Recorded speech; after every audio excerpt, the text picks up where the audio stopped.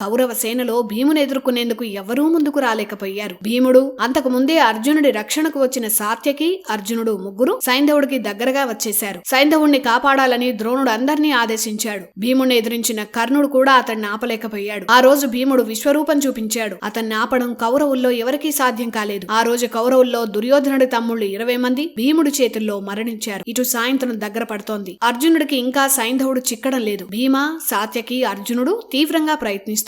ఇంతలో సోమదత్తుని కుమారుడు బాహ్లిక రాజు భూరిశ్రవసుడు సాత్యకిపై విరుచుకుపడ్డాడు. ఆ బాహ్లిక సామ్రాజ్యమే ఇప్పటి బెలూచిస్తాన్. సాత్యకి, భూరిశ్రవ మధ్య యుద్ధం ఘోరంగా జరిగింది. భూరిశ్రవ గొప్ప మల్ల యోధుడు. సాత్యకిని అతను కింద పడేసి కొడుతున్నాడు. ఆ రోజు భూరిశ్రవుడి చేతుల్లో సాత్యకి ప్రాణాలు పోయేవే. కాని అర్జునుడు తన బాణంతో భూరిశ్రవుడి చేతులు నరికాడు. అభిమన్యుని సంహారంలో భూరిశ్రవుడు కూడా ఉన్నాడు. ఆ రకంగా అతని మీద ప్రతీకారం తీర్చుకున్నాడు అర్జునుడు. చేయి తెగిన భూరిశ్రవుడు అక్కడే ప్రాణత్యాగం చేశాడు.